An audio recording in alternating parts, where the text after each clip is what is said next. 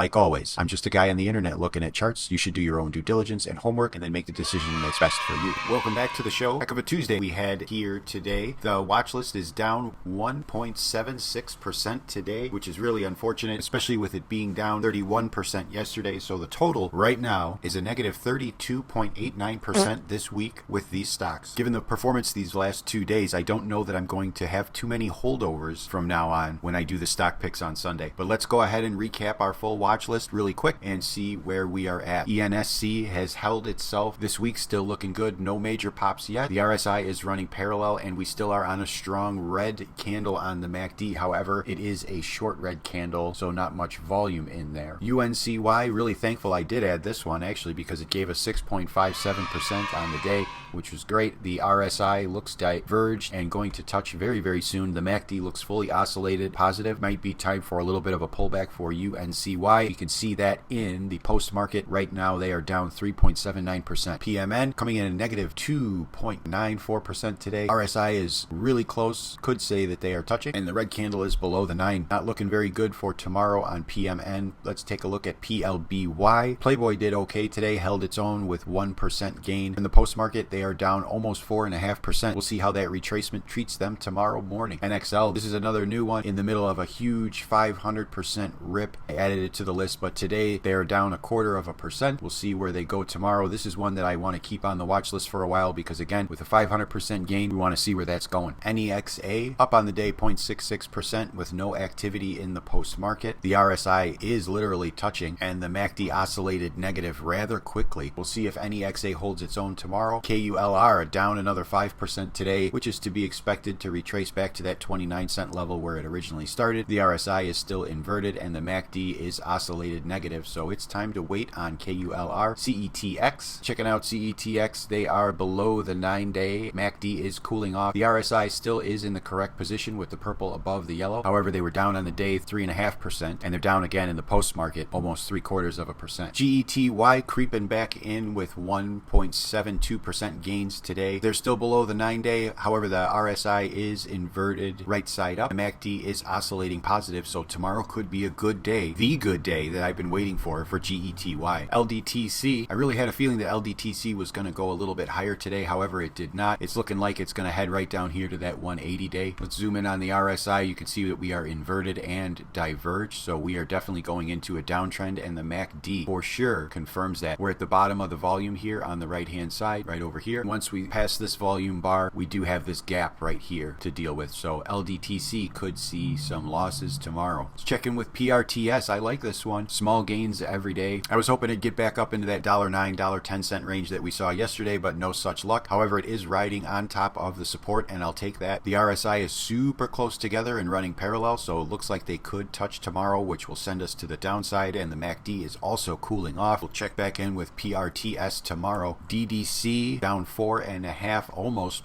today. We've fallen far below the 9 at this point, and we are negative on the MACD oscillation with an inverted RSI. HAO came in today with 2.68% to the green side. We're thankful for every little bit of green we could get today. Right now we're sitting right on the end of the 9-day and the RSI is inverted and converging. The trend cloud still is offering support. However, the MACD is showing definite signs of cooling down. We're right in the middle of this volume gap on the right hand side, so we'll see how tomorrow morning plays out in the open for HAO. They're up 1.8% in the post market. Could be good things tomorrow. For today's inspiration, I'm thinking about Christmas that's coming up really soon. Yeah, Thanksgiving is on the way, but this year for some reason I'm excited about Christmas. And I was thinking about the popcorn that people buy you and how years ago that popcorn used to be very inexpensive. It was just an inexpensive gift you could pick up for people that you may not know that well, get them a big old tin of popcorn. However, now those tins of popcorn have shot up to $30+, and anyhow, there's nothing better than the few weeks after Christmas where you're sitting around before you go back to school when you're a kid and you have this massive tin of popcorn and you sit there and it seems like all you ate all 2 weeks was just popcorn, which is really not the case. Anyhow, thanks again for coming and checking out these stocks with me. I appreciate you, and as always, I'd be doing it anyway, but I'd rather be doing it with you. See you tomorrow.